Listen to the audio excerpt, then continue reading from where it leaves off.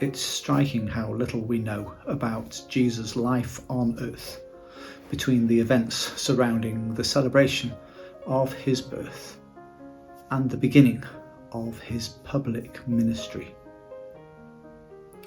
Given the influence and impact of Jesus' life, humanly speaking, we might find it surprising that so little about Jesus' childhood, his adolescence, and his early adult life is available.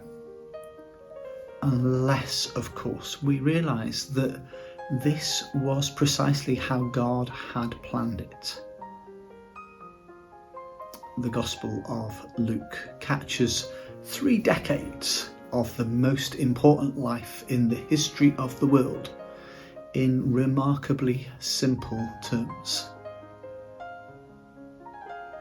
After the angelic announcement to the lowly shepherds in Luke chapter 2, and then Jesus' first visit to the temple later on in the same chapter, Luke then summarises Jesus' first 12 years of life in verse 40 in this way.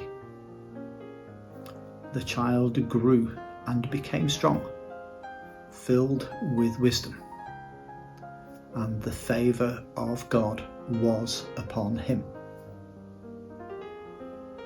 Luke reports on the next 2 decades of Jesus' life in verse 52, saying this: Jesus increased in wisdom and in stature and in favour with God and man. Wouldn't it have been amazing to know what life was actually like for the boy, for the teenager, for the young man who was Jesus? How often did his sinlessness infuriate his sisters and his brothers? Was he a very skilled and perfect worker? And did it make perfect sense to the people who knew him well when he transitioned into public ministry?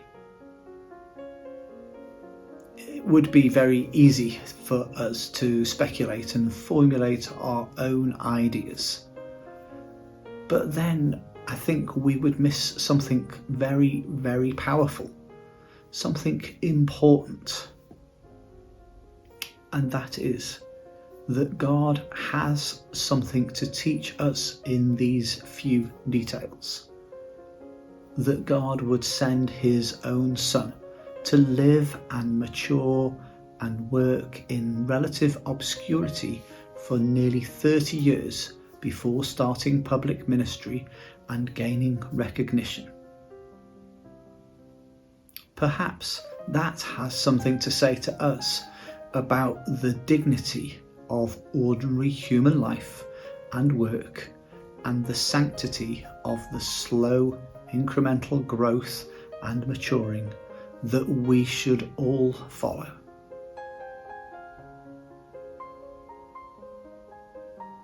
God could have sent a fully mature, fully grown Christ into our world, but instead he chose to send his Son as an example to us of how we should grow and how we should work. As we've already seen, Jesus is both truly God and truly man. Having a true human body, Jesus was born. He grew, he thirsted, he hungered, he wept, he slept, he bled, and he died.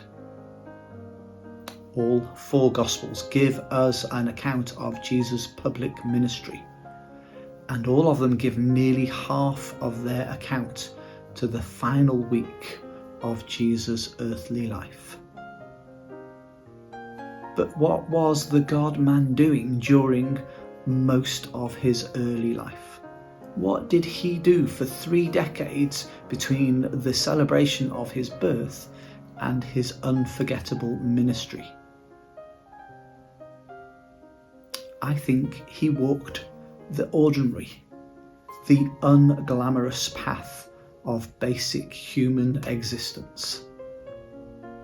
Jesus Christ did not simply emerge from the wilderness preaching the kingdom or preaching the gospel. No, Jesus grew not only in body, but also in wisdom and in knowledge. Luke chapter 2 verse 40 says that Jesus was filled with wisdom. Luke 2:52 indicates that Jesus didn't get all of the information all at once, or that he had always had it, but because he was learning. And it's clear that later in life, Jesus was given supernatural knowledge in the context of his ministry. For example, Jesus knew Nathanael before he ever met him. If you look at John chapter 1 verse 47, you will see that. And when Jesus met the Samaritan woman who had had several husbands, Jesus knew all about her straight away.